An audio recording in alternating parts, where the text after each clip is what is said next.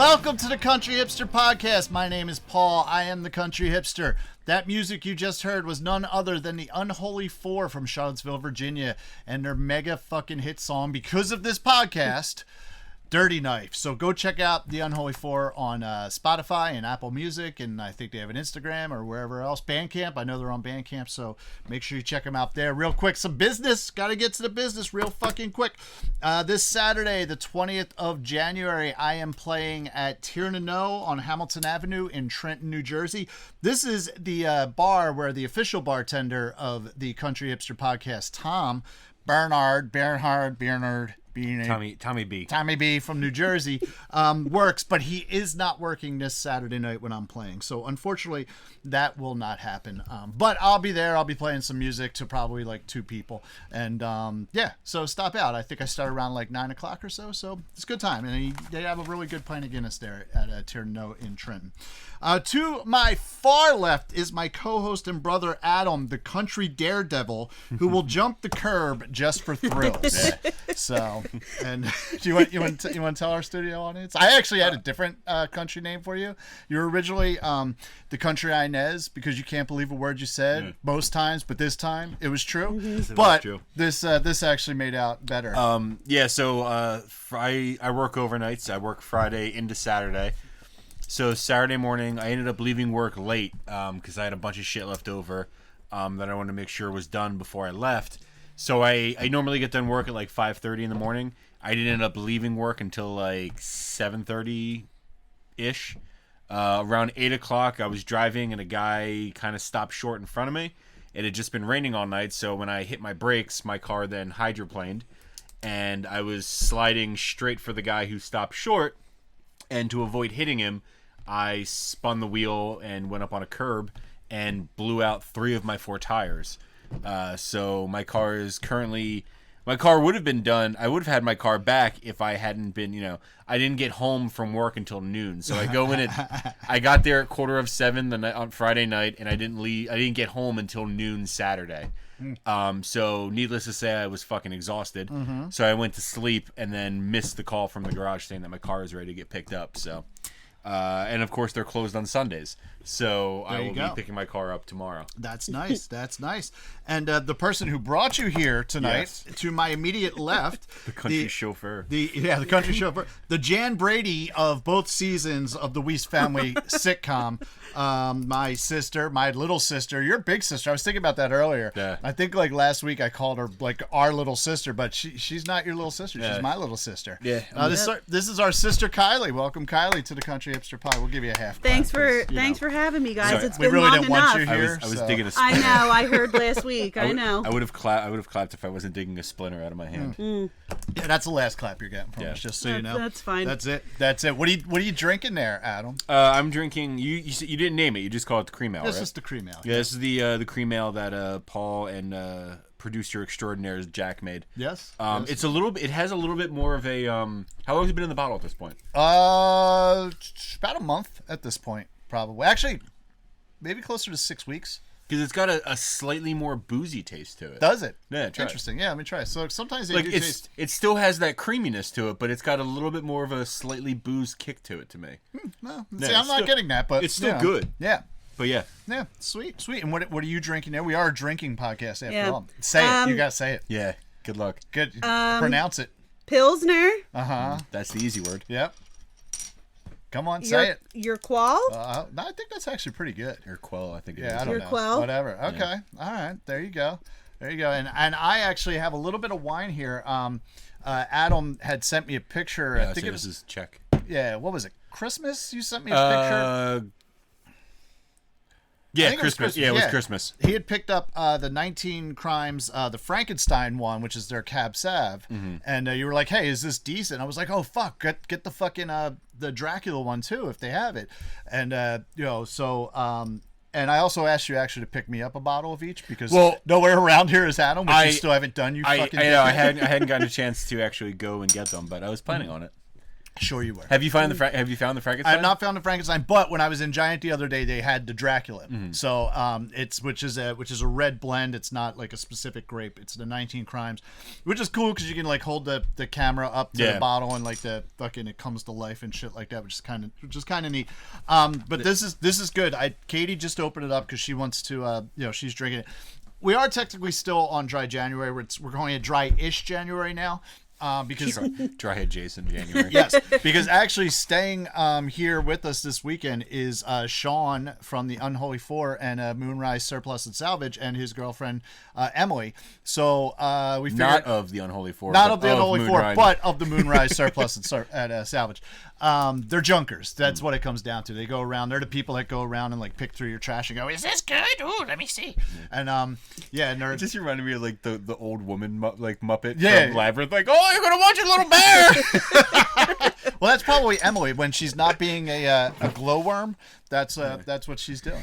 But so at any rate, they were here, and so Katie's like, well, we're gonna have guests, so we're gonna have to have some drinks with them, which is a solid fucking mind thought or like train of thought in my opinion. So so I'm drinking some wine and I'm gonna have some beers too. I could just come over every day. You could, right? Well, at this point you're not technically a guest, you know what I mean, because you're here so fucking often. So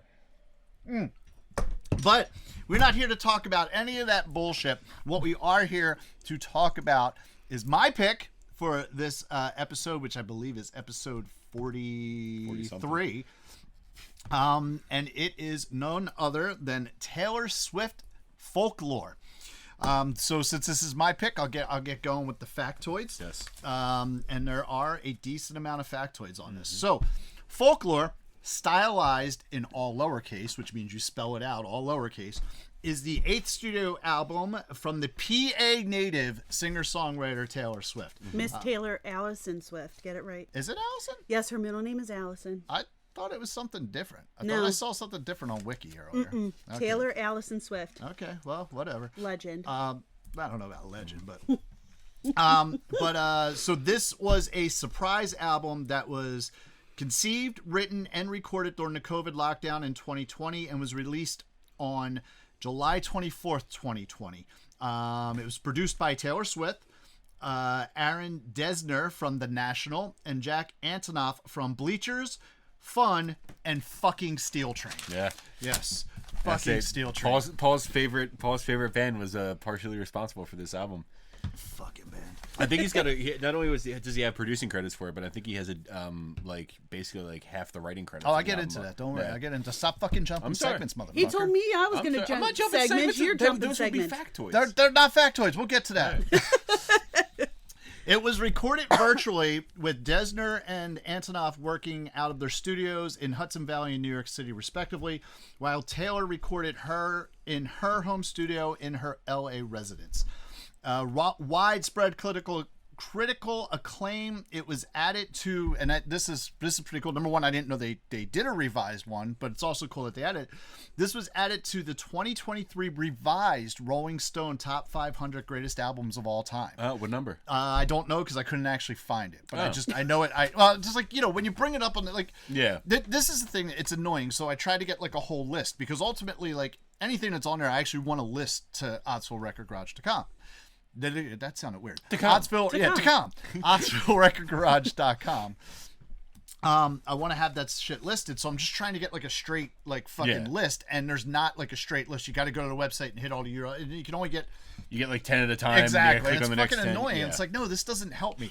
But so I was kind of scanning through it. And I couldn't find which one, but they're apparently because of this album, and I think I want to say they said a Beyonce album, and there was also a Jay-Z album that like came out since they did the 2021. We're like, no, we need to like these are like great albums. They need to be added to this. Was it Lemonade? I have no fucking That's a Beyonce album, right? Lemonade. Is it? Okay. There you go. But so this is things. so this does pop up on the 2023 revised Rolling Stone Top 500 Greatest Albums of All Time, which like just came out like 2 weeks ago. It was Album of the Year, and it won Album of the Year at the 63rd Annual Grammy Awards, making Taylor Swift the first female 3-time winner of that honor. Oh. And I'm going to assume Red and whichever one had fucking Love Story on it. I don't know. Fearless. I didn't go back that far. I have no idea. So, and she discussed and performed the album with Desner and Antonoff on the Disney Plus documentary Folklore: The Long Pond Sessions, which also Record Store Day 2022, they actually released a vinyl version of that as well. Oh, really? Which I did try to get. Even like reached out to my because I can't get the Record Store Day stuff, so I even reached out to my rep because he's hooked me up with stuff like where I'm like, dude, I just want this for myself. You know what I mean? And he has hooked me up with that. But this one he's like, dude, there's no units available. Like I can't even help you out with it. So the album was recorded in secrecy with only a handful of people knowing about it. Obviously the producers and I assume Taylor knew about it. Yeah. And then like her management team and just like a few people who were just like deeply involved with it. But like, Whoever she happened to be dating at that time. Yeah. Right. So Jake Gyllenhaal probably knew about it. Yeah. Right. So, but it was basically a very secretive album. She even talks about on a Disney Plus about how she was nervous about going to her label with it. She's like, there's not really a poppy hit. This isn't a poppy album. There's not a poppy hit on this, and she wasn't sure they were gonna take it, but they were just like, yeah, whatever you want to do, Taylor. Yeah, okay. They're not gonna take the Taylor Swift record. Yeah, they're not exactly. gonna beat that horse. Yep. So the weekly charts. Okay, so here's actually something that's pretty fucking amazing about this album. Weekly charts from 2021. This topped out on the U.S. number 1 on the U.S. Billboard 200 and the top alternative albums for like 20 and 21. Year-end charts. 2020, it was number 5 on the Billboard 200, number 1 on the U.S. top alternative albums. 2021, it was number 12 on the U.S. Billboard 200, number 2 on the top alternative albums. 2022, it was 41 on the U.S. Billboard 200 and number 2 on the U.S. top alternative albums. And the only reason it dipped is because Taylor came out with another album between then and then, probably. Keep in mind that we're talking about year-end ratings here. 2023, Folklore was number 12 on the Billboard 200 and number 1 on the U.S. top alternative charts. So that is over the span of 4 fucking years, technically 3.5 since it came out in July. That this album has been no worse than 41 on the charts. Top 50. You know what I mean? It's like holy shit. In the U.S. as of July 11th, 2023, it has sold 3 million copies, making it 3 times platinum.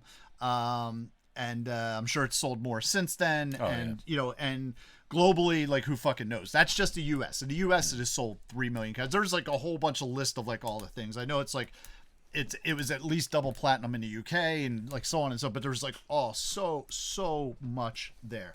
So those are the main factoids. I will just say this first, that this is one of my 25 albums. So we already know that I think it is fucking fantastic.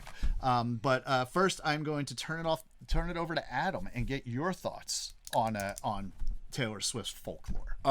So I've never cared for Taylor Swift.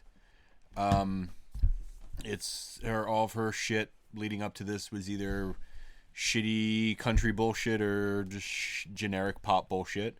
I will hand it to her. She writes a catchy fucking song. Mm-hmm. Yep. This album is, to me, you describe Taylor Swift as a singer-songwriter, which I guess, yes, she writes songs and sings, so that technically makes her a singer-songwriter. But when I say singer-songwriter, I don't think of what she does as that. It just sounds like, to me, like when you say a singer-songwriter, it gives a very it paints a picture of a very specific type of music. So you would go like Cat Stevens, Joni Mitchell, that something sort of like thing. that. Okay, all so right. But in my eyes, this album is what happens if Taylor Swift tries to make a singer-songwriter album, and she fucking pulls it off really well. Mm-hmm. It's a good fucking album. Yep. I wish that the album. I feel like the album, you could probably trim some fat on the album. I feel like it might be a little bit too long. I feel like what you could have done was maybe taken a couple of the songs off of this, put them onto Evermore. So that would make Evermore better? Because Evermore is very obviously the B-sides to this album. Right. Because it's the same, it's like even the same styling of like the fucking album artwork and stuff like that. It's very obvious that it's the B-sides to this album and it's not as good as Folklore. So I think if you took a couple of songs off of Folklore, trimmed it down a little bit and threw those songs onto Evermore and maybe cut off the lesser songs on Evermore, Evermore would be more passable as an album. Okay. But on the whole, I think this album is very, very good. I remember when Paul initially said something to me about this album, and he was like, dude, you're never gonna believe this. And I'm like, no, I'm not gonna believe this. And I listened to it, and I was like, oh, fuck, Paul was right. This is a good fucking album. So yeah, on the whole, like I'm gonna touch on that in a minute too, but go on. So yeah, on the whole, I wasn't joking when I said last week when we pulled it that I've been waiting for this album all season. I've been waiting for this album to come up all season. Cool. Do we have to get Kylie's opinion? Mm-mm. I mean, you just wanted to be on the podcast. You don't actually want to say anything, right? No. Okay, good. All right. What are your thoughts on folklore? Well, I'm a big Taylor Swift fan, so I love all of Taylor Swift's music. But folklore was definitely different from all the other stuff that I was used to hearing. Because she says the F word, Kylie. I know. She says the fuck word. She does curse. I saw a bar graph where it was like Taylor Swift's cursing over the course of all of her albums, and it was just like at like the first like 3 or 4, there's like nothing, and then like there's a hell, and then there's a damn, and then there's a shit, and then there's a couple fucks. Yeah. But I love this album. This is definitely folklore is definitely in my top 3 Taylor Swift albums. It's a nice album to just sit and relax and just feel the music. Okay. Which I like. Okay. Have either of you watched the Disney Plus documentary? I have. I've seen most of it. I actually haven't gotten all the way through it, but I've seen most of it. I've watched it a couple times. I remember seeing it. I actually watched it. Remember watching it when it first came out, because it was after I'd heard the album and liked it. But I actually watched it again. We drew this on Sunday. I was with the boys on Monday, and I watched it then. Yeah, I started it again this week. I did mean to actually watch it again in its entirety this week, and I just, time got away from me, and I did not get that opportunity to actually get all the way through it. But it is one of those things where I do want to go back and actually watch the whole thing, because I've only gotten so far in it, and not even into some of my more favorite songs. Bar graph based on all the curse words. Nice, that she and says it just in all goes her up albums. and up and up. That's great. That's great. That's great. So, touching back on what you were saying there, as you said, oh, Paul told me this is a really good fucking album, and fuck it is, right? So this album was actually suggested to me by a woman whom I work with, or used to work with at my last job. So she calls me up, her office is in the front, mine's in the back.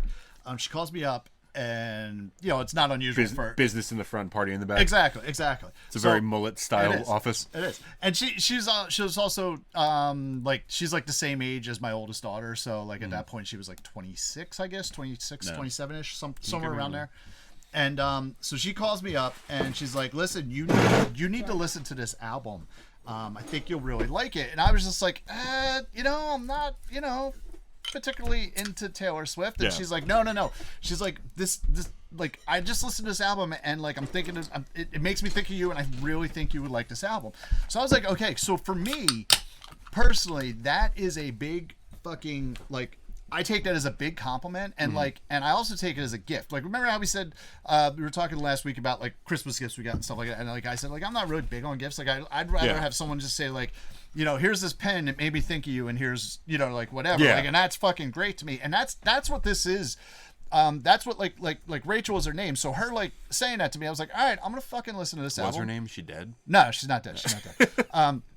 So, do we have to raise a glass? No. We're good. So as far as I know, we're good. I haven't talked to her in probably about 6 months, but last time I talked to her, she was good. We hope the best for you. Yes.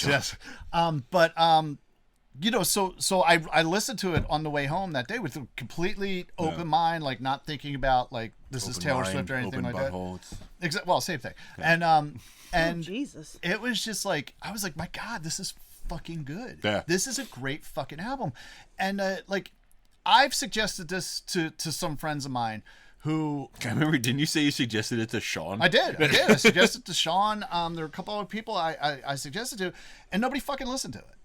Hey man, I listened to it. I know you listened to it, but it's to me it's kind of dude, what the you don't have to, and it's I don't expect people to like everything that I like. Yeah. You know what I mean? And because I don't like everything that's suggested to me either. Do you know what I mean? But like if someone says you should listen to I this, suggested you listen to Steel Train, and we see what happened there. exactly. But like that's the thing. Like if you suggest to me, hey, I think Yeah. you would like this album, let me listen. You should listen to it. I may not like the album, but I'm going to take the time to Yeah. actually listen to it and give it a shot.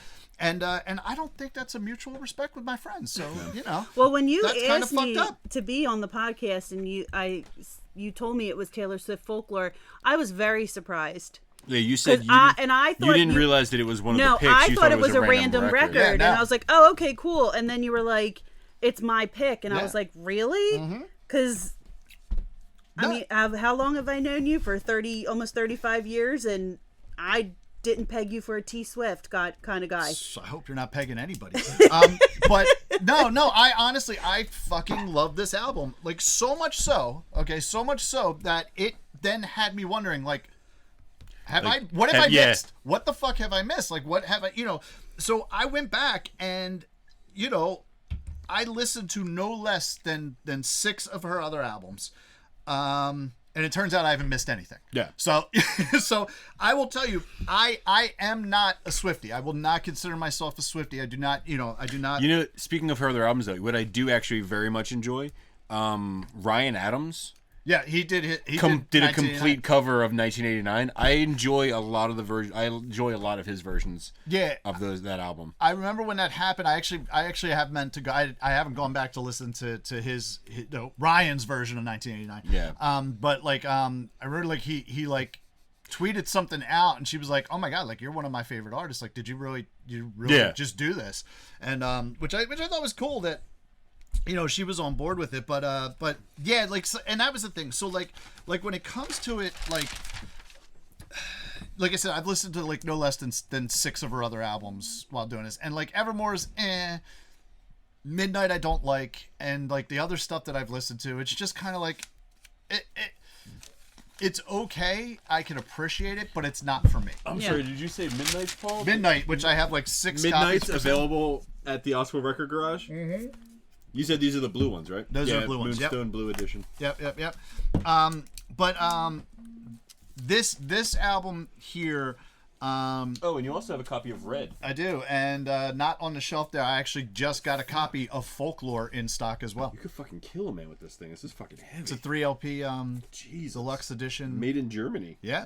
But we actually just got a copy of Folklore in stock as well. So if you do not have a copy of Folklore on vinyl, you can get it at OddsvilleRecordGarage.com. I remember for a long time you had a bunch of copies of Evermore. Yeah. Yep, they eventually all sold out.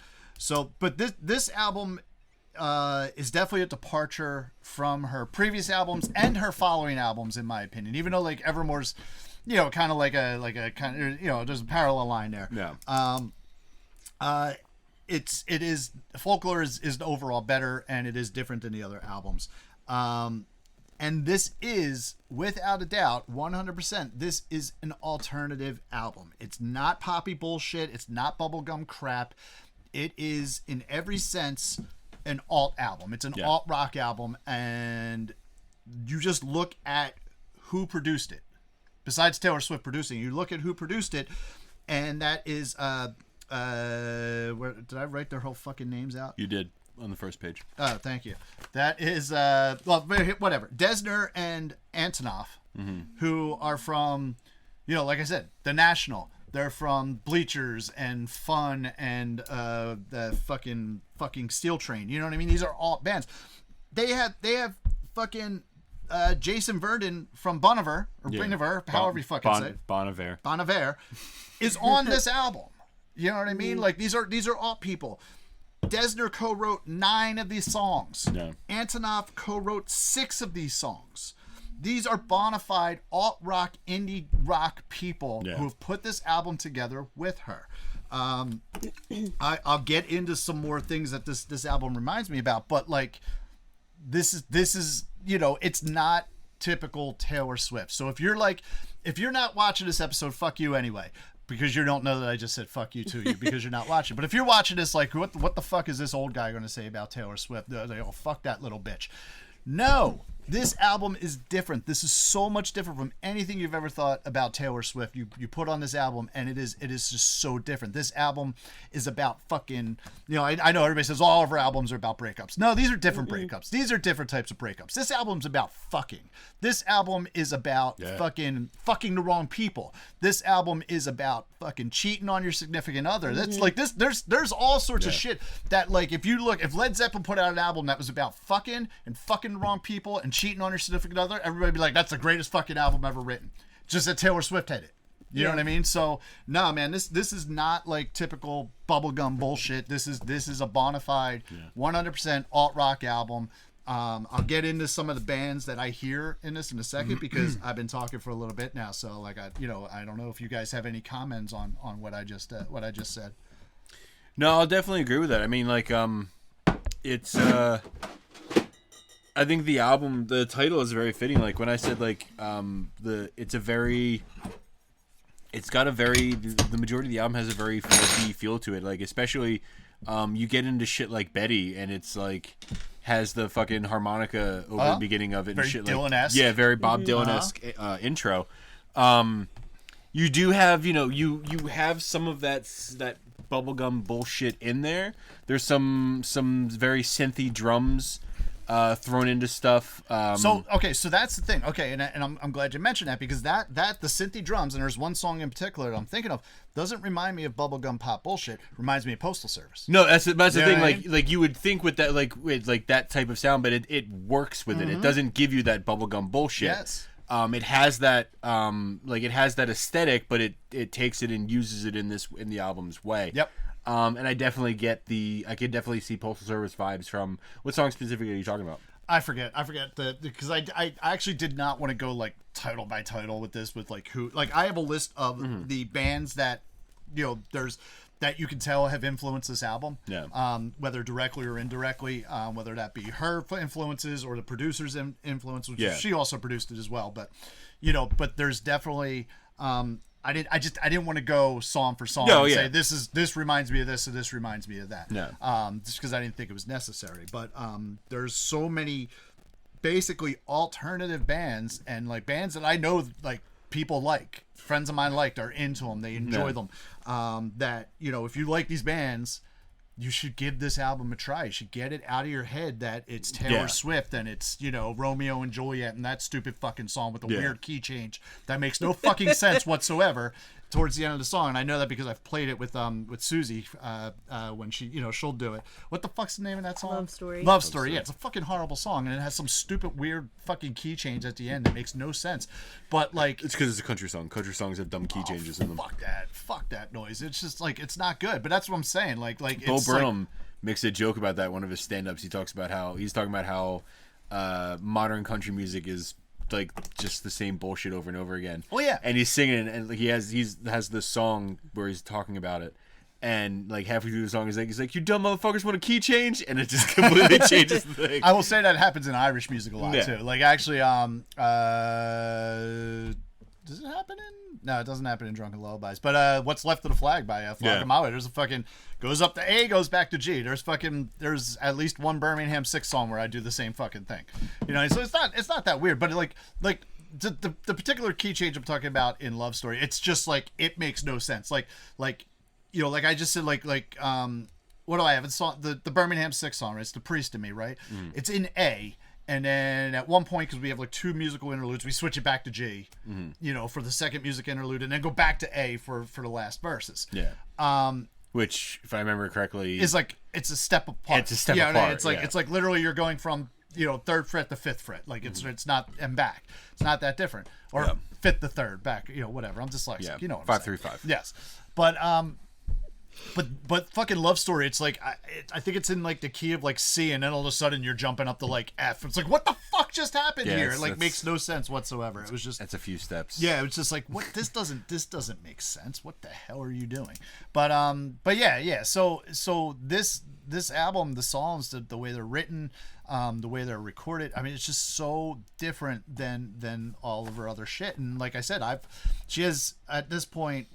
Well, this was her 8th, so she has 10 studio albums out. I've listened to more than half of them. Yeah. Not including folklore. fucking- So I've listened to more than half of It's them. fucking more than I've listened to. Yeah, but that's what I'm saying. So like I've listened to the Ryan Adams version of 1989 a few times. there you go. Does that count? So it's like, I'm looking at a big, significant part of her work, and that's why I can tell you that, like, I'm not a Swiftie. I love this album. And that's also why I can tell you I don't like the Beatles, because I've listened to every fucking Beatles album. I don't like Led Zeppelin because I've listened to at least, if I've not listened to every Led Zeppelin album, I've listened to most of Led Zeppelin's albums. So like when I make those statements, I don't like the Beatles, I don't like Led Zeppelin, it's not like I heard a song or two and was like, fuck it. No, man, I fucking delved into this shit. You know what I mean? So it's it's not that, like, I just don't like it. It's not for me. It's not my thing. You know what I mean? And that's goes back to the thing. Like, it's like, it doesn't have to be for you, but have you really delved into it? Have you really listened to this album? And that's, you know what I mean? I think if you like alt rock in general, and honestly, I'll get into some other stuff too in a bit about, like, she's one of the most successful fucking musicians out there, and there's a fucking reason for that. Yeah. Do you know what I mean? But at any rate, I'm talking. Well, Kylie, what else do you have to say? I mean, I don't, Kylie, you're the Swiftie at the table. I am. You weren't rich enough to go see the Eras tour, but you I took your wasn't. daughter to see the Eras tour when they released it in the movie theater. theaters. I went to see the Eras tour in the movie theater, and then we rented it on Amazon Prime, and it's like 4 hours long. no, it's like 2.5, 2:45. So I'll say it's an event cinema thing, which is what, when I was in the movie industry, that's what we did, was event cinema. Yeah, So it's they not- tend to be longer and But I've listened to every Taylor Swift album. And you said Folklore would be top 3? Folklore is my top 3. My top album is where does it fall in the top 3, and what are the other 2? number 1 is Reputation. The fuck one is that? So that's actually the one I haven't listened to. Which one's That's Reputation? after 1989. Yeah. That's with Bad Blood And before Lover. Yeah. Which I actually don't think I've listened to Lover either. Maybe I don't know the timeline, because I thought Red was right after 1989. I thought No, Bad Red Blood is was on. before I 1989. thought Bad Blood was on Red. No. It goes Reputation, Folklore, and No, I thought Lover was before Folklore. no, I'm talking about my top. Oh, 3 you're Taylor talking. I'm Swift sorry. albums. I'm sorry. Okay. It's sorry. Reputation, Folklore, and 1989 are my Okay. top 3 Taylor Swift albums. Okay. My favorite Taylor Swift song is not on Folklore. It's on 1989. My favorite Taylor Swift song is Out of the Woods. Great song. It's about Harry Styles. That one's about Harry Styles. Yeah, we were driving up here listening to Folklore, and so my he was like, "This the every- whole album's about Jake Gyllenhaal." every I was like, song no, it's not. every song is about Jake Gyllenhaal. It's not. And then we got into a discussion about how the one song, what song is it that we were discussing? Oh, All Too Well. All Too Well That's is apparently about losing her virginity to Jake Gyllenhaal. at Maggie Gyllenhaal's house. But then, so I figured it out. On Well, I made Thanksgiving. Kylie look it up. Huh. She dated Jake Gyllenhaal when she was 19. Okay. Before she dated Jake Gyllenhaal, she dated John Mayer, which I refuse to believe that she didn't fuck John Mayer. But I also refused to, so like I made Kylie bring up a timeline of all the people she's dated, and like the first one, I told her to start with the Jonas Well, Brother. yeah, the first one's was and Joe I could buy Jonas. that she didn't fuck the Jonas Brother because like back then he was wearing a fucking like purity ring or some bullshit. Alright. So I get that, but then like she didn't fuck the Twilight Kid. I call bullshit on that. There was she said he dated one of the dudes from her video who's got just a chiseled fucking jawline. She totally fucked that yeah, guy. the guy from She the fucked- We she You dated- Belong With Me music She video. dated someone from Glee who also has a chiseled ass I jawline. forgot who she needs to dated fuck. him, Corey But Montez. the fa- like, he's dead. We should raise a glass. Guy from Glory. Like everybody from fucking Glee died. But like, I refuse to believe Just that, 3 people. I refuse to believe she did not fuck John Mayer. Just refuse it. He's like, have you heard him play the I was guitar? like, have you? I'm like, he's No, I'd fuck John Mayer. Yeah, that's what I mean. Like, Like, he could just walk in and be like, all right, John, Bodies let's of go. Wonderland. Come on, buddy, we're It's doing on. it. And apparently, from like, I don't remember where I heard it. Apparently, these dude's got a huge dick. Apparently, John Mayer's got a huge Why dick. do you Well, know maybe, that? maybe that's why she didn't, because if she lost her virginity She's to scared. Jake Gyllenhaal, who probably has a normal sized dick, she was like, no, that's not going in me for the first time. So Scary. maybe there is some truth to that. We'll never So, know. Yeah. I forget. No, it was something. It was. I think it came out after. Because John Mayer dated Taylor Swift also dated Jennifer Aniston. And dated, At the same time? No. And then dated somebody else too. And like they was talking about something like, yeah, John Mayer's got a fucking hog on him. Okay. And You seem very excited about this. I know. No, I just can't believe that she didn't fuck. Like I also said that I'll extend the disbelief that she didn't fuck anybody pre John Mayer because at that point she was underage. Okay. But I can't believe. Like, But how? But what? maybe that how What long, source do you have that says? I can't remember. Oh. I just remember hearing that somewhere. Listen, we don't get into the fucking facts on the Country listen. Hipster podcast. How long did You she gotta fact check. How long did she date John Mayer for? Because that's probably what happened. John Mayer probably broke up with her because she wasn't putting out. Well, who did she date? Who was John Mayer- Because that's a perfect reason for someone to break up with. John Mayer. Well, maybe, He's yeah. John fucking Mayer. He doesn't John stick. fucking He Mayer. doesn't stick around if you're 'Cause not giving him. She giving dated him- Jake Gyllenhaal for 3 months in 2010. Oh, no, that makes sense then. If she only dated him for like 3 months, then That- like No, she, that was Jake Gyllenhaal. That was Jake no, Gyllenhaal. no, And but that's she- what I'm saying. That's and what I'm saying. So she was probably at that point was like, all right, no, I really want to do this now because obviously, like, how long did she date John Mayer? It only a couple months. It says the two only a dated couple for months, just a too. couple Yeah. months after collaborating on Half of My Heart. Oh, okay. Yeah, he's like, yeah. She was 20 and he was 32. Well, then maybe that too. Maybe she was like, you got old balls. No, because Jake Gyllenhaal is fucking like the same age group. Jake Gyllenhaal's older than John Mayer. Is he really? Yeah. Yeah. Okay. He's like 92. I don't fucking know. I have no idea.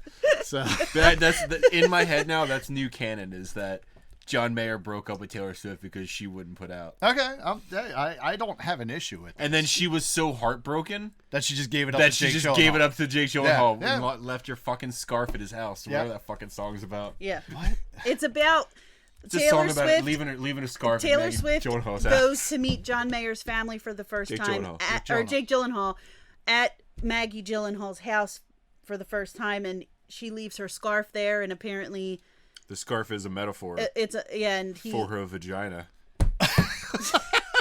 So wait, you mean to tell me she met Homeboy's family for the first time, not at his house, but at his sister's house, and well, was she like, was hosting. and she was like, "I'm gonna fuck this dude." Well, she was In hosting. his sister's house. And it's just like, "Hey, I know I just met your mom and dad, but let me get that dick." You don't know. Hey, Thanksgiving may do some things Is to that what certain 22 people. is about? Is that what it means by I'm feeling 22? Yeah, I guess. Just meeting a dude's family for the first time and fucking them in the next room. Well, no, a lot of 1989 is about Harry Styles. Okay. All right. No. Well, there Red you is go. a lot about Jake Gyllenhaal. Ah, Which one has "We Are Never Getting Back Together"? Red. is that Red or is that Red. Reputation? No, Is that that's Red. That's Red. Repu- Okay. And that's about Jake Gyllenhaal. Okay. Because I know that. Because if I'm not mistaken, Jake Gyllenhaal. Fuck! Someone told me. I think friend of the podcast Matt told me this. I think Jake Gyllenhaal cheated on her He did. with Maggie Gyllenhaal. No, he cheated on her with shit. What's her name? Ew. Rihanna. No, not with Rihanna. Give me a second. He cheated on her and Christina Aguilera. No, I'm just gonna keep throwing out. Jenny Lewis. Cheated on her with Jenny. Oh, cheated on him yeah, with Jenny Jenny Lewis. Lewis. Okay. Which is what that line or something like with some indie record that's much cooler than mine. Yeah. Is a reference to. Well, is she that- didn't have an indie record at Yeah. that time. She Not did. yet. Yeah, she did. Yeah. That's why So- she made an indie record because. But well, speaking of that, so carrying a back ditch for Jenny Lewis. because we bring it back away from Taylor's Jenny vagina. Lewis is also a friend of the podcast. Is she? Poker Oh Face. yeah. That's right. So so bringing it back and talking about Taylor Swift's alt rock album, which it is. So I was saying there are alt rock musicians and alt rock inspiration that I hear in this album, and those are.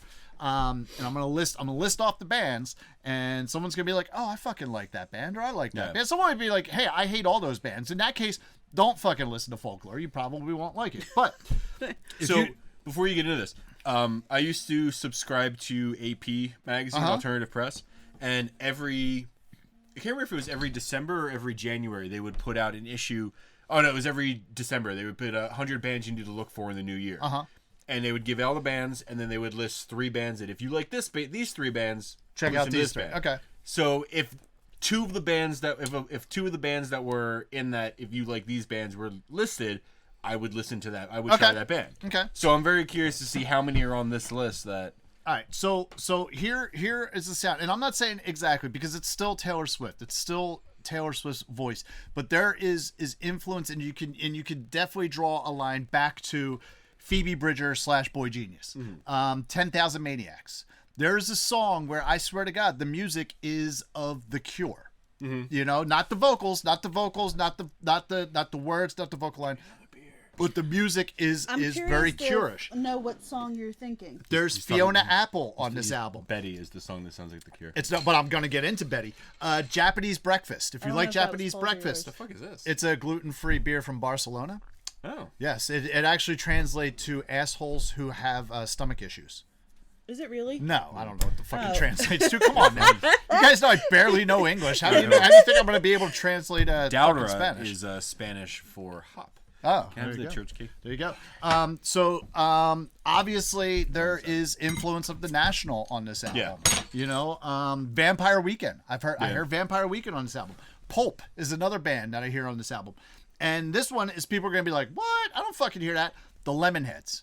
There is a Lemonheads influence on this album, and I'm going to tell you the two influences that there are actually technically three. So if you listen to the Lemonheads 2009 and then 2019 Versions and then Versions 2, there's very much that it's later Lemonheads. It's very similar in style of folklore, but even more so, the chord progression for a classic Lemonhead song called the Outdoor Type is almost exactly the same as folklore. Not folklore, fucking Betty. Ow! Shut up, you're my sister, I can hit you. So like that is, you know what I mean? So if you like any of those bands, at least that's what I heard. And these are bands that I like. I even heard like bands like the Sundays, like, you know what I mean? There's definitely a fucking alt rock influence on this band, which makes sense because of who she was writing these songs with and who was producing the album.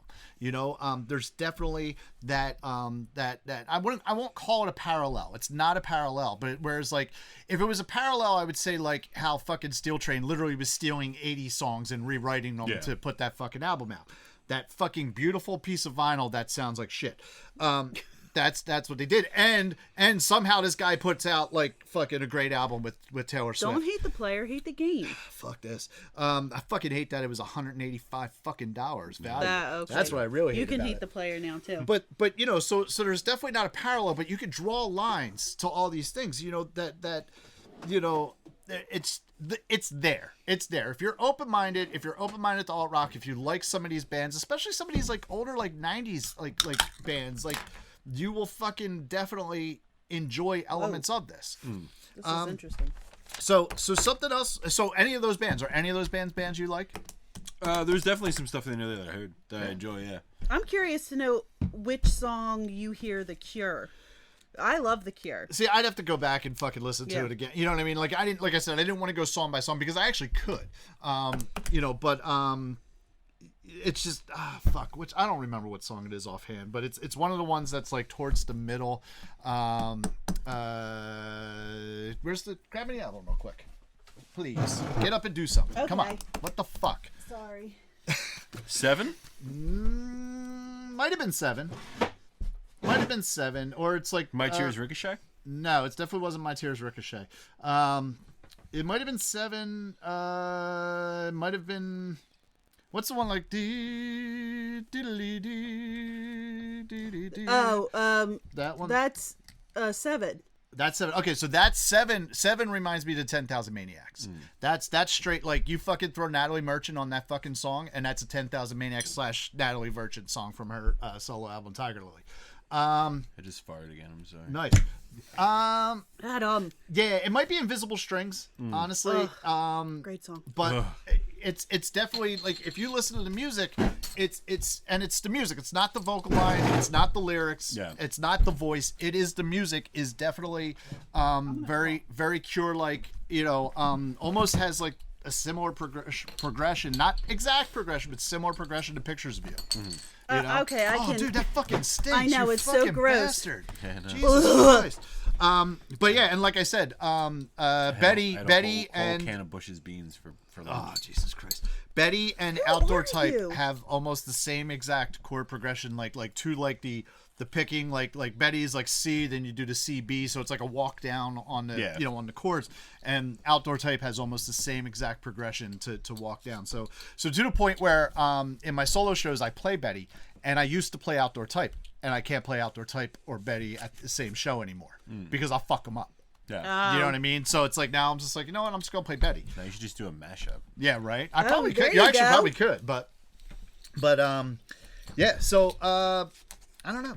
What do you guys think? What do you guys think of that? I'm talking a lot. Well, it's your album. It's understandable. I know. I'm excited about this.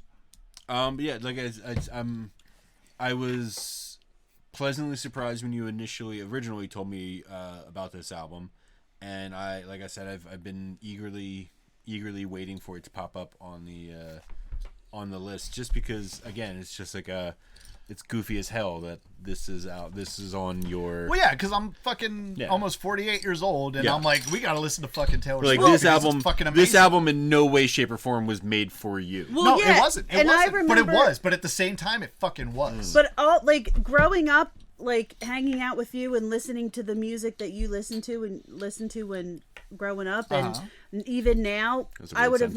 I know. I would have never expected Taylor Swift. Folklore. See, it was kind of funny because like when you first told me that you liked this album, I always thought, oh man, Paul's always made fun of me for the shit I listen to. Now I have something to make fun of Paul for the shit he listens to. And then I listened to it and I was like, fuck, now I can't make fun of him. Because it's a good fucking Yeah, album. it is. It's very a great good. album. Like, and that's the thing. And we've talked about that too. How like I'll like one album from an artist, and that's it. Perfect example. Gaslight Anthem. I fucking love the fucking the first album, 59 Sound. Yeah. Don't like anything else really. Although the second album's grown on me a little bit. You said Handwritten's kind of grown on you. Handwritten's kind of grown on me, but still don't like it like the 59 Sound. No. You know, I was glad I got to see them live. I did try to get tickets. So I was gonna get 3 tickets for the Eras tour.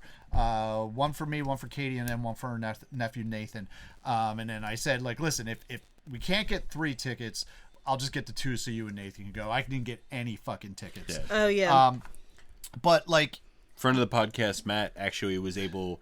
His ex was able to get tickets before Ticketmaster crashed. Oh, okay. And I think I asked them how much they spent on them. I think they were like probably ridiculous. $400 or $500. See, I didn't even get the opportunity to like wait for Ticketmaster to crash. Yeah. I was just told up like, you can't have fucking tickets, motherfucker. Yeah. Well, fun because you're 50 years old and you shouldn't like folklore. fun factoid. My husband, who's not a friend of the podcast, Dan. Oh, actually, let's raise one for Dan. He's dead. Dan is dead. Dan has passed away. He's really not, fucking but dickhead. He's in the Stagehands Union, and That's another reason he's dead for me. Go on. He can't get tickets for things I wasn't like that. I didn't want the fucking tickets. You know what I wanted. I know you wanted a T-shirt. I wanted the fucking T-shirt. He's in the Stagehands Union, so he sets up concerts. He takes them down, different kinds of events. When too. he was alive, this is what he did in his living life. So he put together Taylor Swift's stage at Lincoln Financial, and he also took it down. And I remember saying to him, you need to get me confetti. So it's because I live streamed it on TikTok, and I was like, get me confetti because it'll be just like I was there. And he got a T-shirt. It said like Taylor Swift Eras Tour, and then on the back I think it said, because like he's local crew or something. I think it says local crew. Yeah. And Paul really wanted one. Yeah, but I wanted one. Each person just gets one. But he brought me home like a handful of confetti from the concert, and it's all different colors because each one represents each different era. Okay, so I will tell you, same like fucking thing. I brought home confetti from the fucking Barry Manilow concert, which was just great because like when I saw Barry Manilow, not this past summer, the summer before, at the end of Copacabana, at the end of the show, they like had like the fucking confetti, fucking cannons go, oh yeah, come on, Barry Manilow confetti. I was so excited about that. So I understand the confetti. Yeah. I may have told this story on the podcast before that I don't have many regrets in life, but my 2 main regrets in life both relate to not buying random things that I saw. One of them, I was at Quakertown Farmers Market, very close to the Ottsville Record Garage. I was there today, as a matter of fact. And did you get Fredericks isn't there anymore? I forgot they moved. No, they have a store in downtown, which I walked past, but I didn't go in there. I was at Quakertown Farmers Market, and on the inside they have a bunch of like shops that are always there, but on the outside they have everybody brings their shit and tries to sell it. Thank you. Are you good? No, I'm fine right now. So I was walking around there the one day, and the one thing that I saw that I should have bought that I didn't was like a circa 1980s Hulk Hogan oil painting. Oh yeah, you told me about this. Yeah. With like the fucking headband and How do fucking you not everything. do this? And I didn't buy it, and it upsets me to this day. But the other thing that really fucking upsets me is I was down the shore, and I was walking on the boardwalk, and one of the fucking t-shirt shops had a shirt that said Taylor Swift or die. Yeah, I remember you saying And that. Yes. I didn't buy it, and I fucking regret it to this Yeah. day Yeah. because just that phrasing makes me laugh hysterically. It would have been perfect for today's episode. Well, as I have my Taylor Swift shirt on. It's not folklore. It's 1989. Yeah, nobody cares. I have my Taylor It's Swift from shirt on. Temu, hashtag not sponsored. But it's 1989. It has all the songs from the album with pictures corresponding to the song. Okay. So, All right. I noticed. I have that a We're there- not reputa- talking about 1999. I know, why but would you bring I that up? noticed- because I don't It's have not a even the same folklore thing. one. I You haven't. just want people to look at your boobs like you're like, Not "Ah." really. I noticed that, Not really. Ryan Adams isn't on your shirt. Why isn't Ryan Adams on your shirt? Because they sold out of the Ryan Adams 1989 okay. shirt. Oh, is that what it was? I tried to get it. Okay. This is all I could get. All right. So, So, all right. So, talking about this, like I said, folklore, great fucking album. Listen to it. But I also have to talk about the fact that Taylor Swift is the ultimate lady boss. she is. She's And a boss ass bitch. And I don't. I don't care. think you can officially have lady boss status when you were in the theatrical version of Cats, which was a fucking cinematic abortion. It was. But listen, and then listen. I was gonna to make this. the joke where actually I did listen to folklore. I just watched Taylor Swift scenes from Cats. But she loves cats. I guess. But no. But listen. She really okay. does. Oh, gosh, that movie was fucking. I watched 20 minutes of that movie, and it was 20 minutes too Yeah. long. Same. I I had actually, to turn I it actually off. watched the whole thing. Oh, so- Oh Did you? no, I had to turn it off. I'm a fucking Andrew Lloyd Webber fan. Well, I was a I fucking am musical too. theater major. Because of Dad, I enjoy Angel Lloyd Webber too, but Oh, skip. I don't want to. I'm not gonna fucking subject myself to that fucking bullshit. I did. I thought it was funny. No, Why did the I cats couldn't. why did Taylor Swift cat have tits? It was weird. All the women. Yeah, Yeah, I know, all but the it's weird. because it was. Cat tits. Hashtag cat tits. The name of my new punk band. That's actually pretty good. It's pretty good. Cat tits. Oh, fucking tonight at Kung Fu Necktie. Cat tits. Cat Cat tits tits. and Black Cat Stevens. Yes. All right, so back to Taylor being a lady boss, and she is a fucking lady boss. Basically, she's the first influencer. She basically, as a kid, through MySpace, got discovered by putting her music out on MySpace. She writes most, if not all, of her music and lyrics, which is not the case with most pop stars. They're just not. No. They don't do it, and she does. She knows how to write these songs. Taylor Swift has written songs for other pop stars. Yes, yeah. She took on Apple Music and won. Yeah. Okay, and She fought the man. Which not only Damn the man. did Save it the help empire. herself, because that's ultimately, Is that how we Lover. get Taylor's versions? Is that what Taylor's version no, is? all that's about? another thing. That's All right, another thing. can we talk about That- that too? We're 'Cause going I don't know to. what that I'm going means. to. I'm getting That's there. different. I'm going there. So not What only did she take she, on Apple Music? she took on that. So when Apple Music was launching their streaming platform, right? They had like the first like whatever 90 days was going to be free. Well, they weren't going to pay the artist, and even after that, they weren't going to pay independent artists. Mm-hmm. You know, even though like you're using their music to do your Right. fucking platform and do this, and Taylor Swift was like, "The fuck you are." She's like, "You're not getting any of my music then. I'm not putting any of my stuff on Apple Music." And Apple Music went, "Okay." And then they not only paid all the artists for the fucking the 90-day free subscription, they paid the independent artists that they weren't going to pay at all. Period. Which means people like me have gotten paid because of Taylor Swift's stance you against go. Apple Music. You know what I mean? And That's and because she's a boss. The only reason bitch. Paul gets like 25-cent royalty checks. exactly is because of Taylor Swift. But guess what? That's the fucking that is fucking amazing. Because guess what? Paul McCartney's not doing that for me. Fucking Robert Plant's not fucking doing that for me. And that's why you hate the Nobody Beatles and else Led is doing Zeppelin. that for me. Yeah, exactly. Just Fuck Taylor them. Swift. Taylor Swift got up and was like, "Fuck you. You're gonna fucking pay all the fucking artists you're gonna use the music for, or you're not getting my shit." Fuck you, you're gonna pay Paul. Exactly. She's like, Here, Paul Weiss in the Paul Osville Weiss. fucking record garage needs 15 cents for every time someone streams his music, which is like twice a year, but that's not the point. His 30 cents is his fucking 30 cents. What is the rate? Do you know? It's horrible. Apple Music is better than Spotify.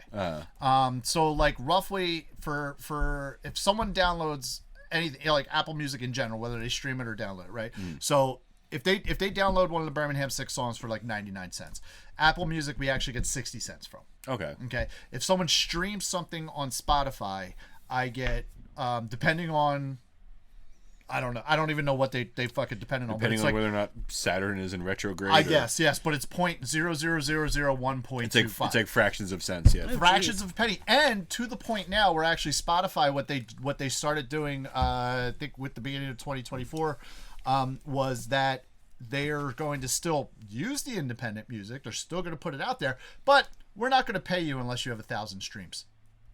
So if your song doesn't have 1,000 streams, unfortunately, there's a couple, not all of them, no, but there are a couple Birmingham 6 songs that do have over 1,000 streams.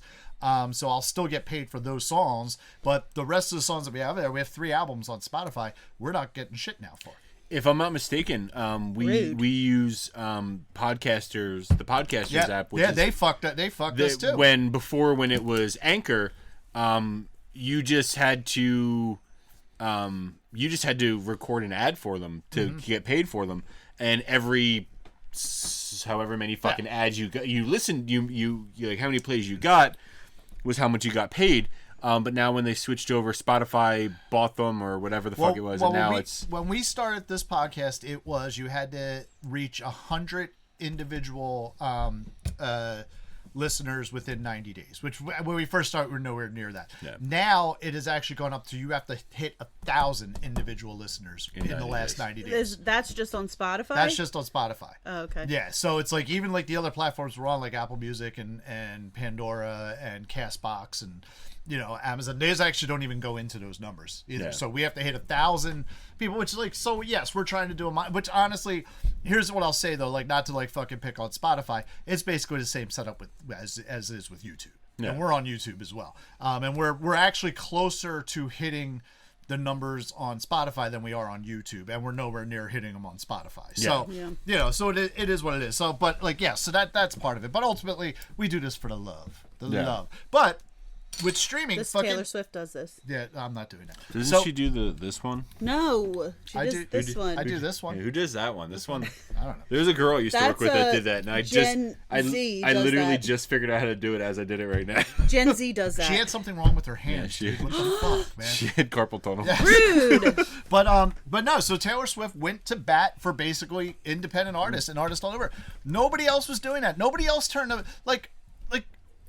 Fucking Michael Jackson's estate could have been like, no. Yeah. You know what I mean? You're gonna fucking pay these people. You know what I mean? Yeah. Billy Joel could have been like, no. You gotta pay people. You're not getting my music. No, it took Taylor fucking Swift to get up and be like, no, fuck you. You're not getting my music unless you're fucking paying people. Yeah. And that happened. Her net worth, as of what I looked on Google today, is $1.1 billion. 1.1 billion. $1.1 billion. Wow. And she has I'm trying to read my writing here. And she took her music back, and that's what we were getting into. She took her music back. She went against the fucking record labels and took her music back, which is why she's re-recording the Taylor's versions. Now, what that has to do is with publishing. Okay, so an artist records a song, they record an album, right? They have a copyright on the song, but what they don't necessarily have is the publishing rights to the song, which means that the record label can then do whatever they want with that album. With that song, that album, whatever it is. They can sell it to commercials. They can put it in movies. They can, they can, like sell it out so other people can cover the songs. The artist doesn't get any money from the publishing. Okay, in a lot of cases. Yeah. They only get what they do from their initial contract and then from their royalties based on the recordings, this, that, and the other. But they don't have the publishing.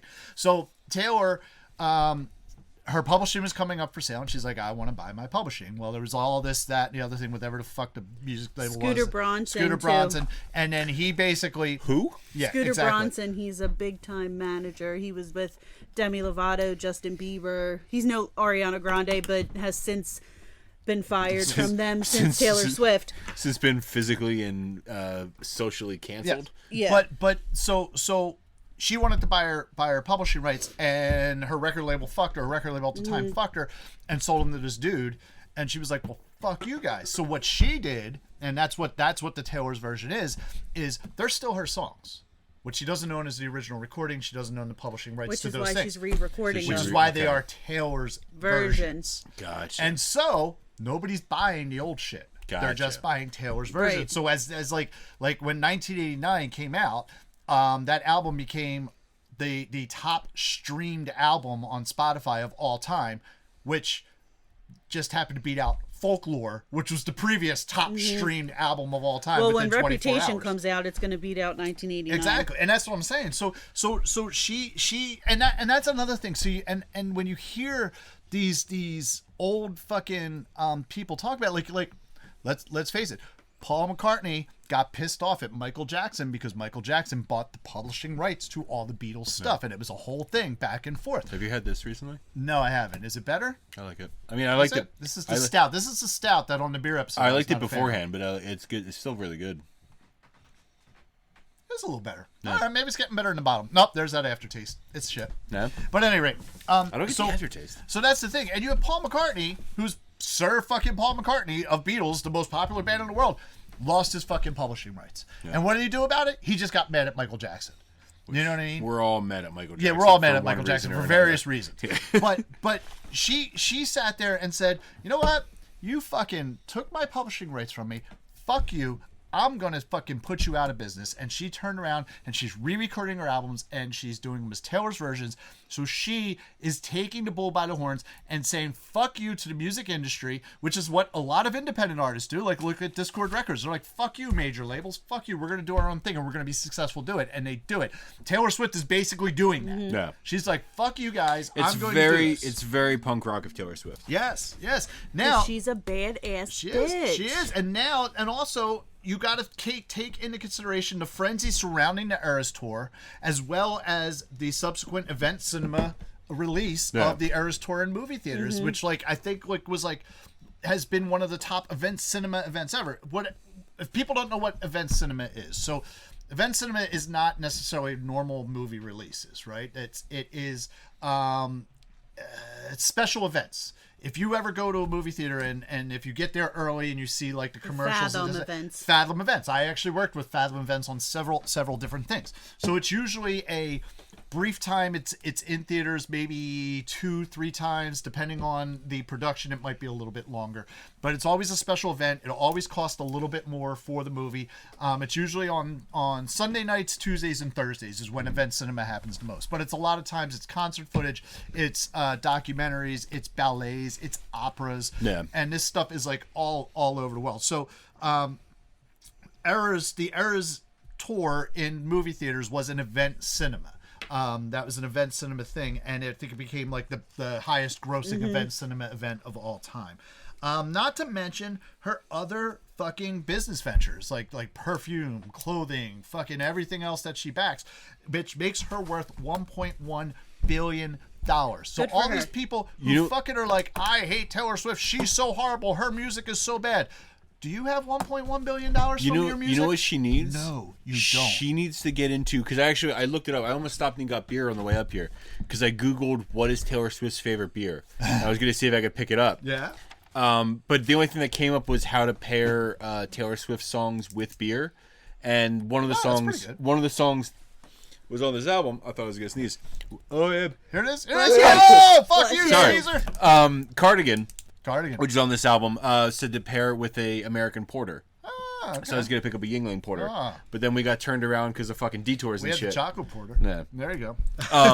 But that's what she needs to get into. She needs to get into that alcohol game. Man, she fucking did. So I may not be a Swiftie, but I 100% admire and respect her as an artist and a business person. Like plain and simple. And I don't think you can. You know? Bless you. And you know, you gotta look.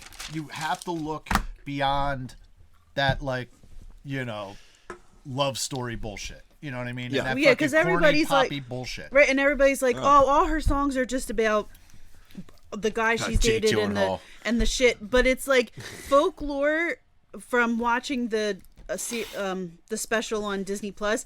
It tells a story specifically about Betty, James, and August. Who's Betty? Or in her mind, she says her name is Augustine.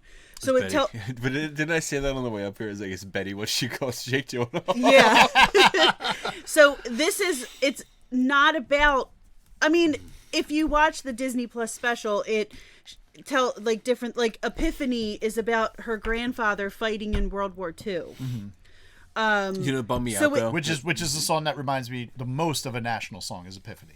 Yeah. So it's like it's not specific, like a mirror ball. That's about the celebrities trying Disco? to still It's about disco? Yeah. Disco. But it's also about Donna Summer. It's also about the celebrities still trying to make themselves like, so you still see them during the pandemic. Like, it's not just about her breakups and all that other shit that people think speaking her, of the her Disney things Plus are thing, about. I was really bummed out that since it was Disney Plus, you couldn't say fuck. Yeah, but she says shit, Shit's fine.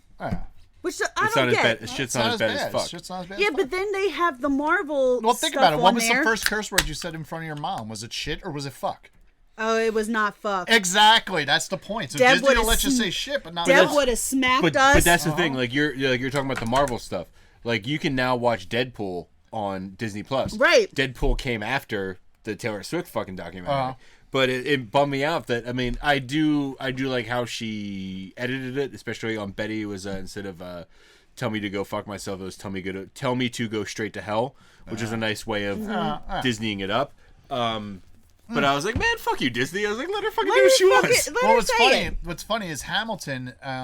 When they say fuck, they just Yeah, quick, I was actually quick take watching it out. Hamilton You know last what I night, mean? and it's like Lin-Manuel Miranda goes, "Fuck," and then it continues but with the what's funny song. is like because I'm half deaf, I'm actually at the point where I have to like leave the closed captioning on shows.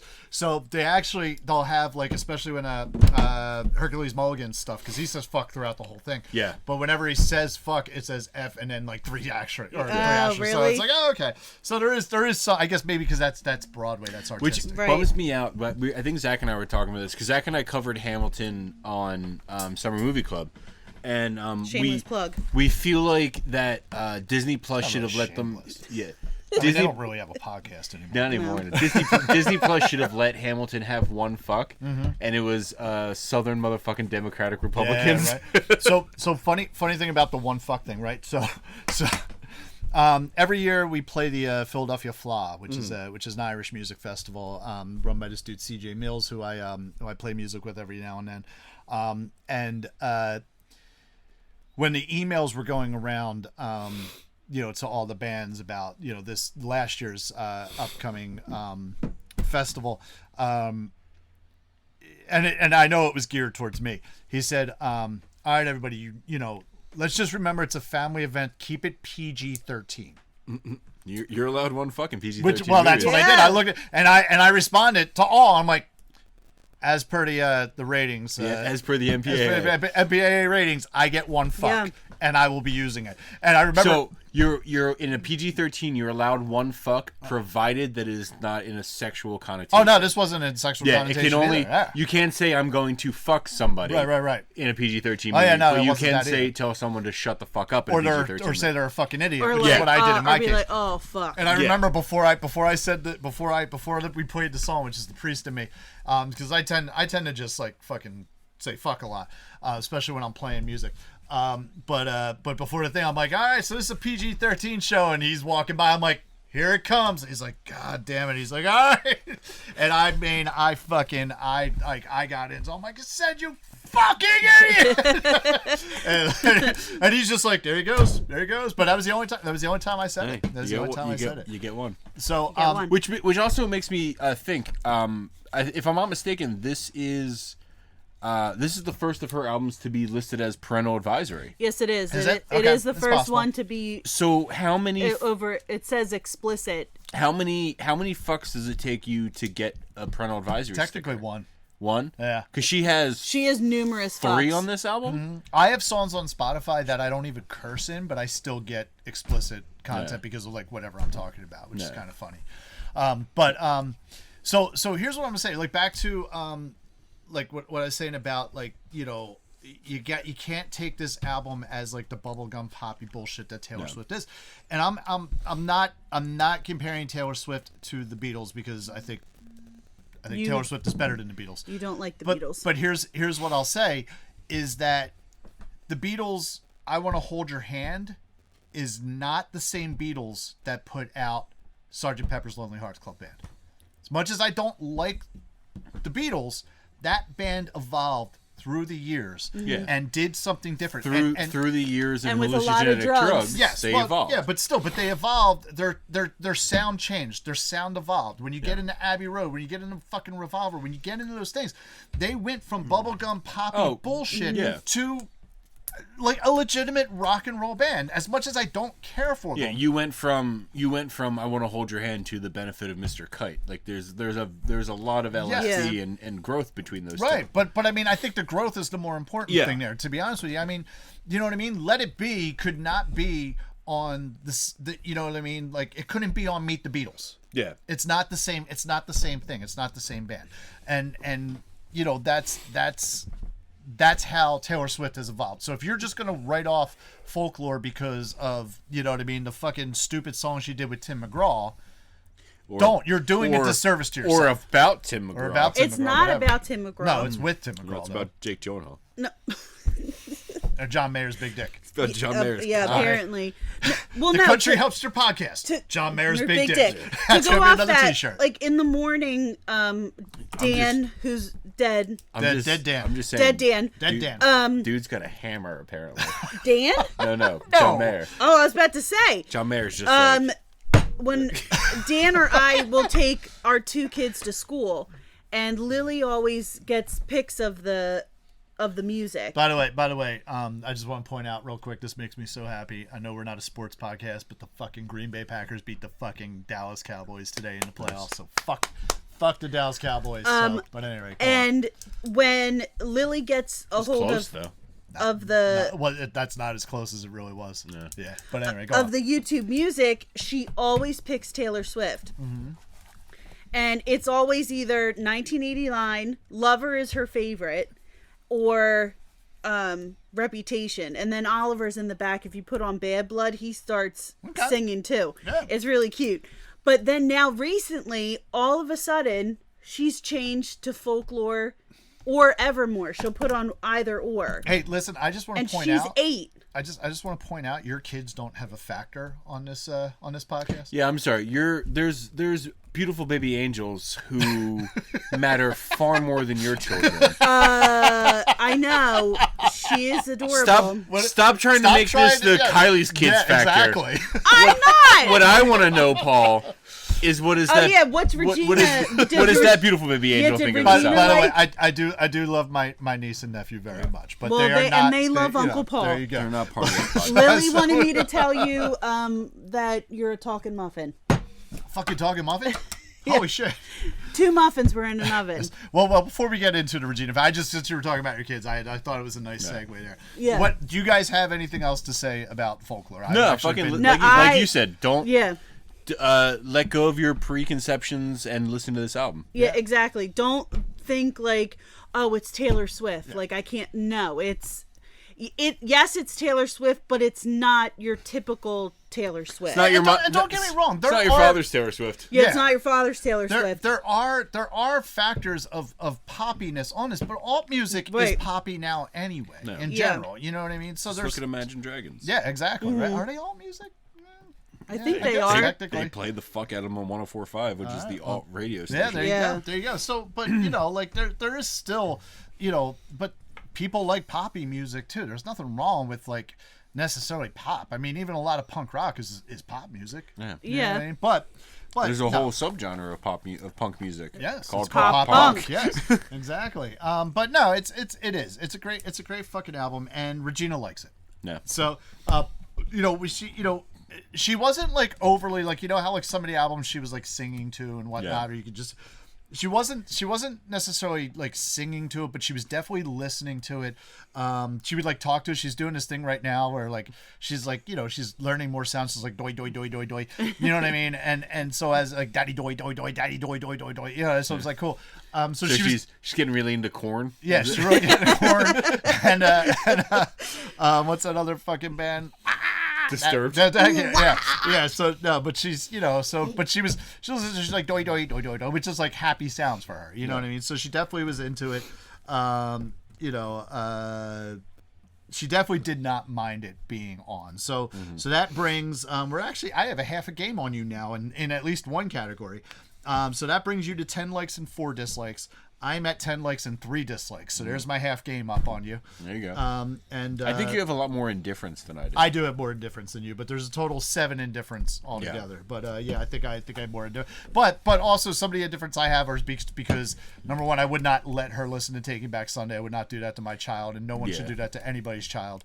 And the other one, no, it's not rude. I think that was also before, because we came up with the Regina factor at the Taking Back Sunday episode. Yeah. So some of the stuff was just let's give credit where credit's due. We did not come up. Zach came up with in his drunken state came up. Zach woke up and came up with it. He was like, here's how that went down. He went, you guys should do the Regina factor. Yeah.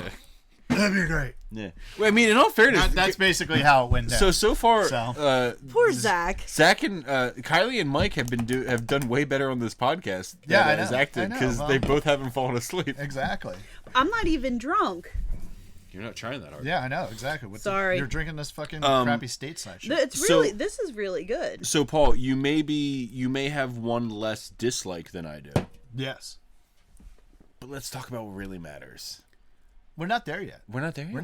Let's talk about I tell her sister, don't fucking now jump I'm having segments. a really hard time. Let's talk about we do top 3 before that, don't we? Yeah. Okay. Let's talk about what really matters. Thanks for joining the podcast. She fucking knows it. Listen, we didn't even want her on, and she fucking knew. It's been a week. Listen, let's talk about what really matters. When I walked in the door today, Regina had a big smile on her face, and she wanted to come to me. Well, okay, so the whole time. But let's okay. So I understand that, but let's also point out that Regina also laughs at the guy in the wheelchair in A Nightmare Before Christmas anytime he comes on screen. So you're as amusing as a handicapped person. She also laughed when Fulton and Jetsam died in Little Mermaid. She had a big grin and was cracking up. I'm like, oh, because they're the bad guys. And she, True. And she laughed at you when you what's that? She loves me. Kylie, you're our guest, so I'm gonna let you go first. Top 3 songs. Number 1, Exile, hands down. Okay. Number 2, I was telling Paul, I wish I saved it for the podcast because Yeah, I knew you would mispronounce his name. I asked Kyla on the way up here how to pronounce the person who does the guest vocals on Exile, and she wrote, and I swear, you said Ben. Swear to God, I did you said say Ben. Oh, I did say. I said Ben Ivor. Ben Ivers, and I'm like, nope. Kylie can't read just as much as Paul can't read. One time Kylie read read the word chameleon as chamelon. In fairness, I've never had I seen, instead of voila, do you say viola? No, never had I seen chameleon written out before. And going back to school, you sound out to get the word. So I sounded out to chamelon. It was a chameleon. Anyway. Did you not listen to fucking Culture Club? Come chameleon. Yeah, but I didn't see the name of the song. It doesn't matter. You should know these anyway, things. Come on. Exile is my number 1. Okay. Number 2 is definitely Betty. Number 3, Invisible String. Okay. I love if I watch the Disney Plus special, and on the Disney Plus special, she says how it's really neat to think about how an invisible string, you can be holding on to an invisible string and it guides you to the path you're taking. There was a theory about like an invisible thing guiding you through the path you're taking in Donnie Darko starring Jake Gyllenhaal. So there's invisible strings about Jake Gyllenhaal? No. But I love that whole aspect of how Donnie Darko is a horrible movie. Nah, I love Donnie Darko. It's fucking horrible. I love that aspect. But real quick, I'm sorry. What? You can finish. But Donnie Darko is a movie that's people said to me, you should watch this. You'll really like this movie. And you know what I did? I watched the fucking movie. Yeah, and I didn't really like it. And I didn't like either. it. And that's okay. That's okay. Yeah. But I watched it because people whose opinions I respect and care for. Yeah. I watched it because they said I would like it. I didn't like it, but that's okay. Hey, go on. But an invisible string guiding you and this is going to sound corny, but it kind of makes me think of my husband, who's dead. Dead. Dan. Let's Dan. give it up for Dan. But we're high school sweethearts, and I like to think of that invisible string guided Anybody, us Dan? together. No, I'm Anyone? good right now. Betty, I love how it's in the perspective of James, of him apologizing to Betty and him saying like he fucked up and he really wants her back. You know what could be a another name besides James? Jake. Same amount of letters, just one letter changed. But No, also, actually, no. I don't know if you It know doesn't- this. what? No, it has one less letter. Yeah, it does. I don't know. No, because you know what? I saw a thing. I saw a thing earlier this week that said something along the lines like, We are the "Stop, most illiterate fucking. stop family naming your in the kids Philadelphia James. They're just one. They're singular, so just name them James." But listen, side note, James, Inez, and I'm pretty sure Betty are names of Blake Lively and Ryan Reynolds' children. And pretty sure, yeah. Taylor Swift is really good friends with them. Blake Lively's hot. She is. Did she? She's not as hot as Leighton Meester, though, or however you say it. Leighton? Yeah, that one. Yeah. Yeah, she was hotter. And Exile, that's just the lyrics, the Ben Iver. Ben Ivers. Ben Ivers.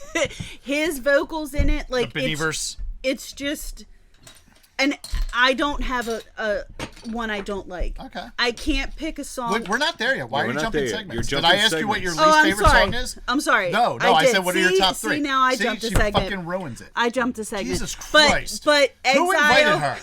You guys, Exile, Betty, and Invisible String. Okay. Top three. By the way, you are actually our second female guest No, ever. You are a woman, right? Last time I checked. Okay, good. yeah, since the accident. As we're drinking, you asshole. Of course. All right, so Adam, top three songs. I'm gonna go number one. I'm gonna go Betty. Anything about Jake Gyllenhaal. It kind of bums me out that Betty is so late on this album because every time I'm like, It's the, go on, it's go the on. story progression. no, I understand it's a story progression, but like every time I'm like, oh, Betty's the next song, and it's not. I'm like, No. God damn it, I want to hear Betty. Yeah, but I think Betty is actually put at the perfect Oh, no. point now. Yeah. I agree. Because in the middle, it does get a little stale. I will say that. Yes. Like leading up to Betty, the couple 2 to 3 songs leading up to Betty, Yeah. they're not bad songs by No. any means, and none of those songs are actually on my But least favorite. you But know what they would have been good as? The best songs well, on probably. Evermore. Yeah, exactly. Yeah. Yes, but that's what I'm saying. But I think if Betty's not on the album, I don't know that I like this album as much. I'm not trying to give away my top 3, No. but like I think that the album gets very stale at the end. Yeah. You know what I mean? It's Betty kind of is like just a great song. It's what was I forget which one we talked. Where it's kind of like a side A album, or side B is not as good. But it's just like I forget which. I think it was one of mine too. There's been a couple of them. Yeah, actually. where it's like no, I realized I like side A. I don't really like side Yeah. B. I think if Betty's not on that album, I think that's what this album actually becomes. Yeah. You know. But anyway, go on. So Betty. So I'm gonna go Betty number one, and then the number 2 and number 3 are kind of like whatever depending on the day. The one.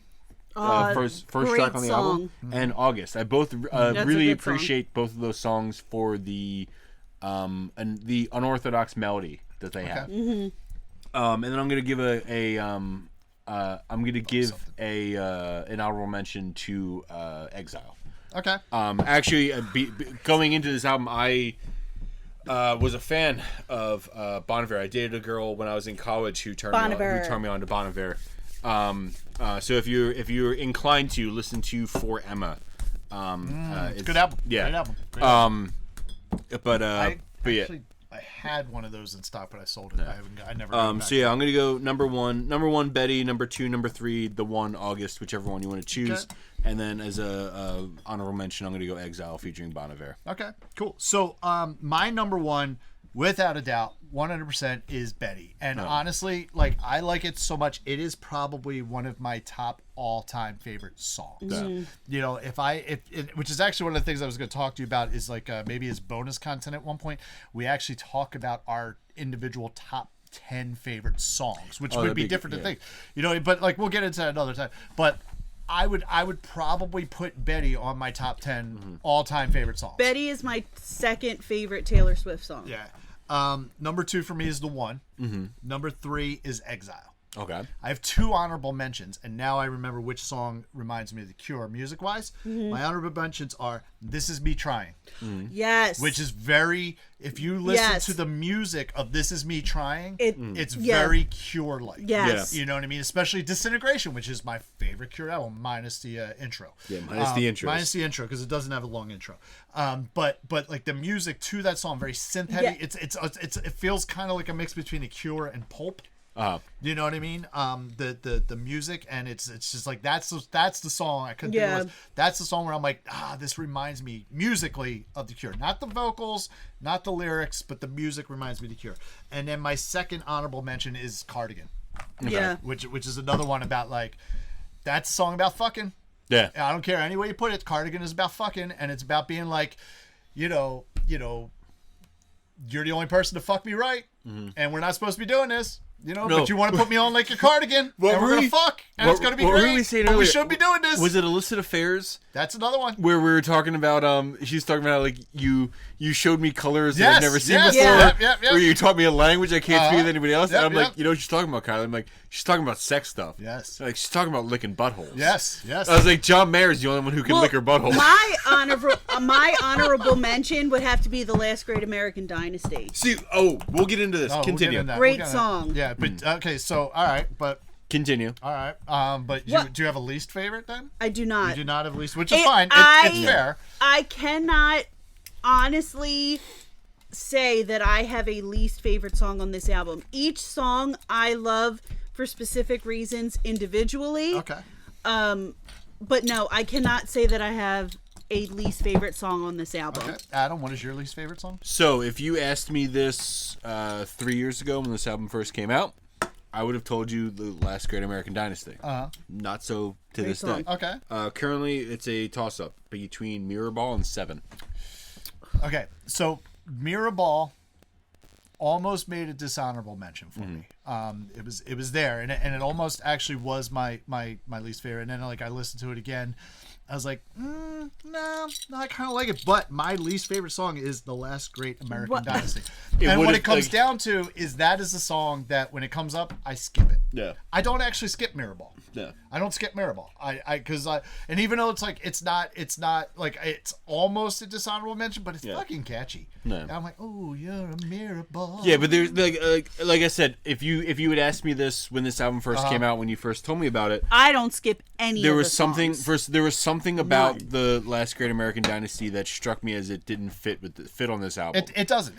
That is probably the poppiest, typical Yes. Taylor Swift song of this album. I agree, Yes, but which is probably why I don't like it. Listening Right. to it And recently. it's not that I don't like it. Again, we talk about this. The least favorite song on the album Is still the best song on somebody else's album. Like, Right. Unless it's Say Anything where they don't have a good song. Exactly. That's You not know, true. Yes, You it had a is. couple. You had two I songs. had one. You had- Oh no, I did have had two. two. But I was like, but they were passable. Yeah. Like, I had more definitely. But yeah, so Last Great American Dynasty would have been mine. Yeah. But recently, like how you said with on Check Your Head, there is whatever your bottom one on Check Your Head was. You said it Pass the mic. Yes, pass the mic. You said basically just lyrically didn't. Yes, I thought it was weak. And I think that's what between Mirrorball and Seven, I think they're the weakest two songs lyrically on this album. Okay. They seem like I said, they seem like if you put them on Evermore, they'd be the probably like them a little bit better. yeah, they'd be the better songs on Evermore. Like to the point, But on this I actually album, couldn't no. tell you any of the titles on Evermore. No. Willow. I wasn't asking for them. I'm just saying saying. I can't say the I I know couldn't tell them. you what they are. Starring Val Kilmer. Yes. He wasn't Willow, wasn't he? Oh, crazy.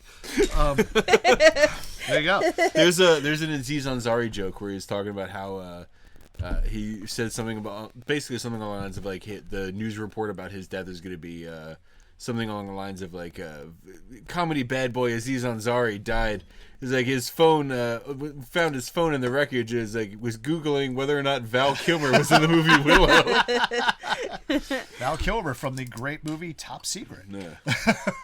All right, so that brings us to our next and not final segment, but a ending segment. Discogs value. Yes. All right.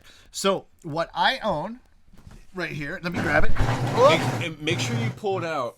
Make sure you actually pull the record out because you could actually probably see the effect that the light gives it on the camera. This is a 2021 deluxe edition 2LP.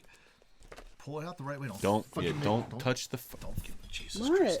It's it is the beige colored vinyl. No. Which actually you lost your privilege. I was gonna hold it like that. It is actually in stock. No, you can't. In the Ottsville Record Garage, we have one in stock. Oh wait.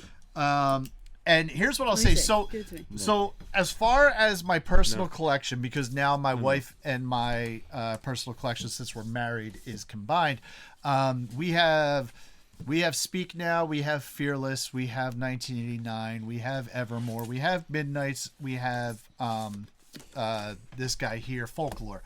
And of those other things, they are the Taylor's versions. Mm-hmm. They're not the what was originally released. Better be Taylor's versions. But I will tell you, this is actually, I got all those other ones for Katie. I got them for Katie because she is a Swiftie, bona fide Swiftie. She actually got to see her on the Reputations tour. It was either Red or that Reputations. was a great tour. But I didn't see it. I saw it on Netflix. And she saw her in Nashville as well. Oh well. So she is a bona fide Swiftie. I am not. This is actually my copy. I ordered this for myself and got it in for me after I had discovered this album. So this really is to cut you my off, copy. But like if you listen to it on Spotify or YouTube Music or whatever, you don't get the bonus track, which is the Lakes. First off, I didn't. Well, you got to listen to the deluxe edition. That's why. First off, no one uses YouTube Music besides you. Well, I do. The Lakes is a great song too. Yeah, it's okay. But it's because I heard it from on the Disney Plus special. Yeah, well, you're not listening to the deluxe edition. That's well, why. Apparently I'm not. No, Sorry, so, Tay. I didn't listen to the deluxe version when I listened to it. The deluxe version is available on Apple Music, which is usually my problem. Is where I bring up the deluxe version and it's 6 hours and it's 6 hours long. Exactly. Right. This one just has like one extra song. Discography value. Discogs. Discogs. Sorry. Discogs. The Discogs values on mine, the very good plus value, is $35.74, at bringing it up to $36, which brings my running total to $623. Adam's running total at $811, which puts me at a negative $188. So, Kylie, since you are I get to pick from the box of Mike? No, you get to hold Michael Stripe. Oh, Jesus Christ, I'm not holding Well, you're that holding thing. Michael Stripe and you're picking from the box of Mike. Oh, God, I don't want to touch Put it. it on your shoulder. Put it on her. Put it on her. Oh, kiss him. You got to kiss him.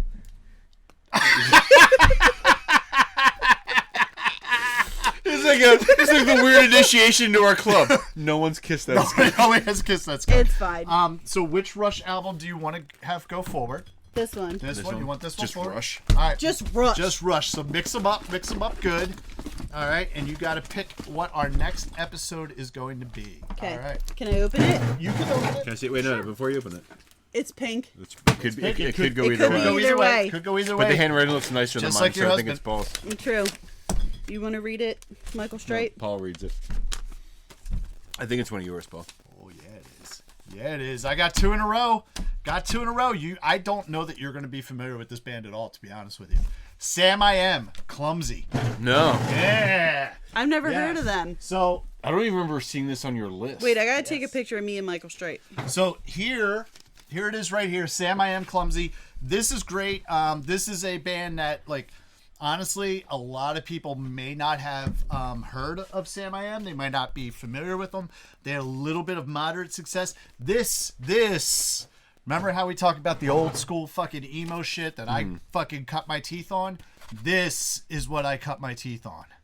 Sam I Am Clumsy. This is a great fucking album. I'm looking very, very excited about this. I may even have a shot at making up some money on this, on the Discogs value, because this is a limited edition of 1,500 hand numbered red vinyls, and I have number 222 of 1,500. So that's actually a relatively low number for my copy. So I'm looking forward to this. This is a great album.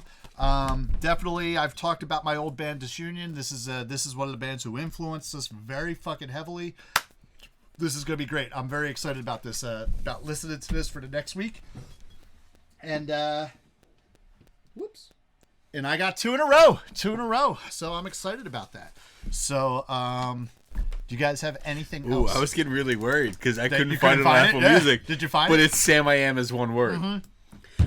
Yes. I just want to say thank you guys for having me on. Yes. Thank you for coming up. As much as you didn't want me on, Cool fucking album cover. It is a cool album. it is really cool. Because I remember at Christmas, no, it was Regina's birthday party. Yeah, you wouldn't. I shut was the here fuck and up. I said to Paul, Paul, you should do like a random records episode and do like 1989 as the random records, and he's like, no, I'm not fucking do that. I And don't like 1989. now I'm here for folklore, There you baby. go. There you go. What was poking me? Something was poking me on. That was his penis. It was his dick. Oh, sorry. Like Michael Stipe's kind of like John Mayer. Yeah, you make it. Like Michael Stipe is actually. Oh, Michael Stripe is the skunk of. This is all dick from here to All right. On that note, it is time to.